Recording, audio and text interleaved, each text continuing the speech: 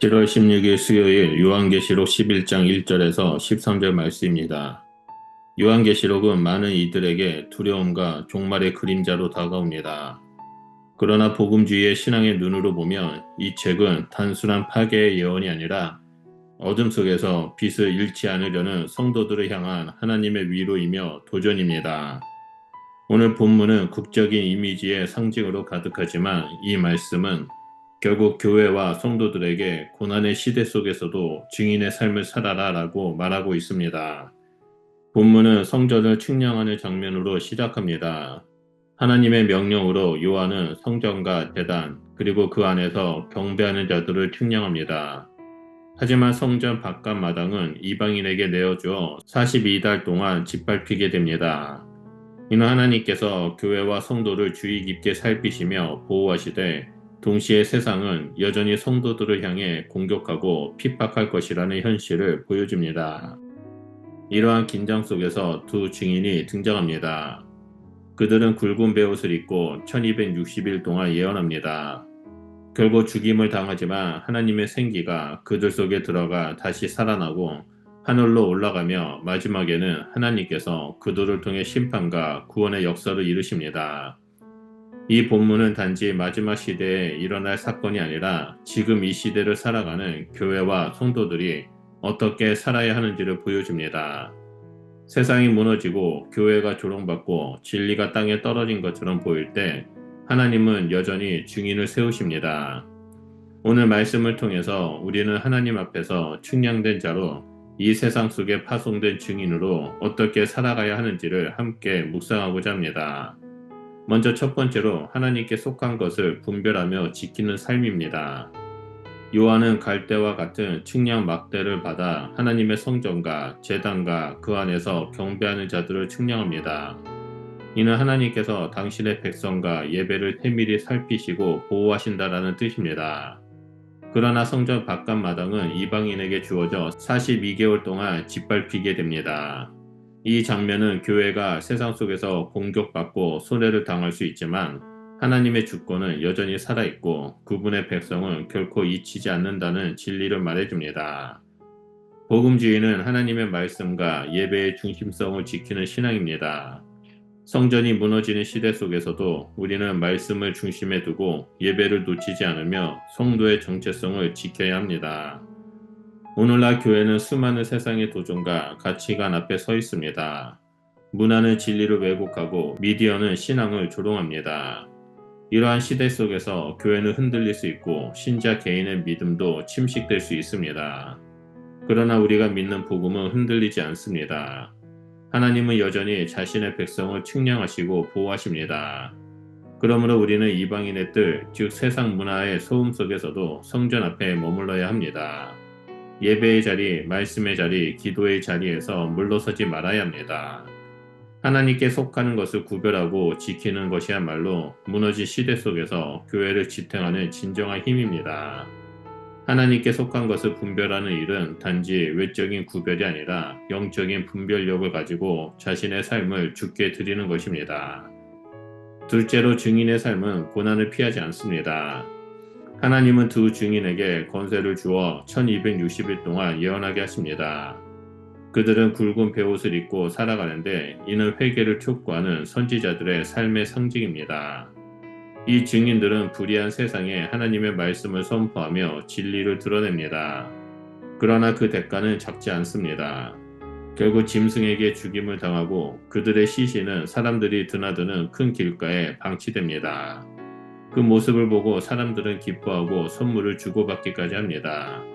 이처럼 세상은 진리를 외치는 자들을 싫어하며 오히려 그들의 침묵을 기뻐합니다.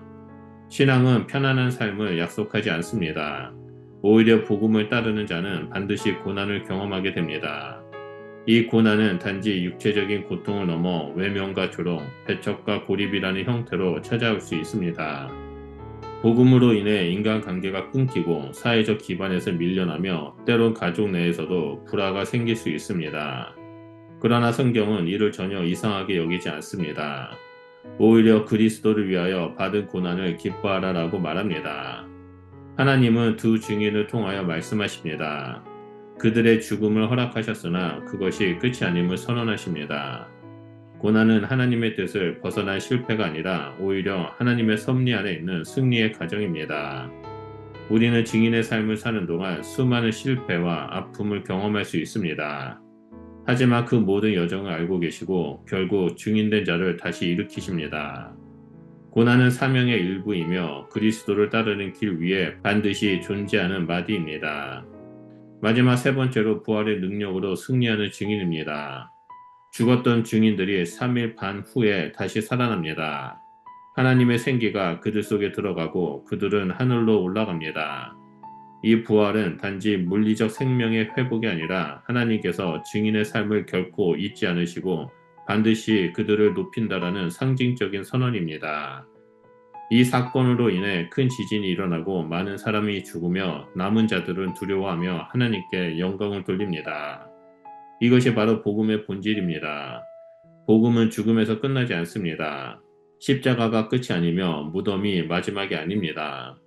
하나님의 생기는 죽음의 자리에 임하시고 그분의 권능은 침묵 속에서 살아 있습니다.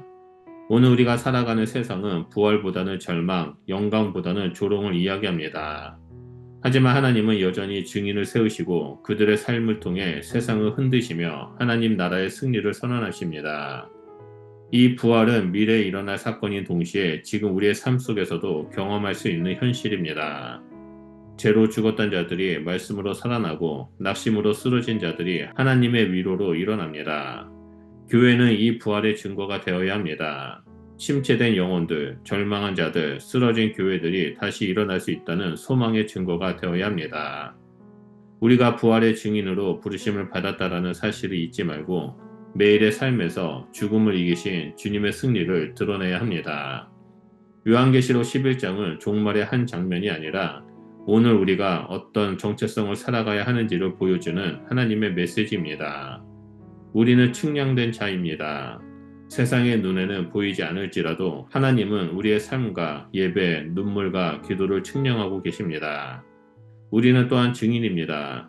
세상이 조롱하고 박해할지라도 우리는 굵은 베옷을 입고 하나님의 말씀을 외치는 자들입니다.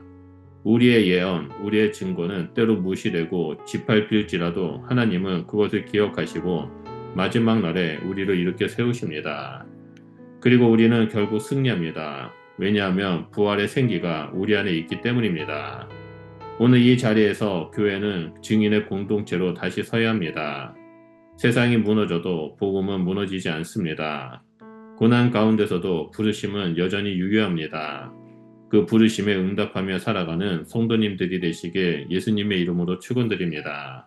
기도하겠습니다. 우리를 부르신 하나님, 이 시대 속에서 우리를 증인으로 불러주시니 감사합니다. 굵은 베옷을 입고 진리를 외치는 삶을 외면하는 시간 속에서도 하나님의 말씀을 지키며 살아가는 자가 될 수 있도록 함께하여 주시고 고난 가운데서 흔들릴지라도 부활의 생기로 다시 일어나는 자가 될 수 있도록 성령님 우리 가운데 함께하여 주시옵소서.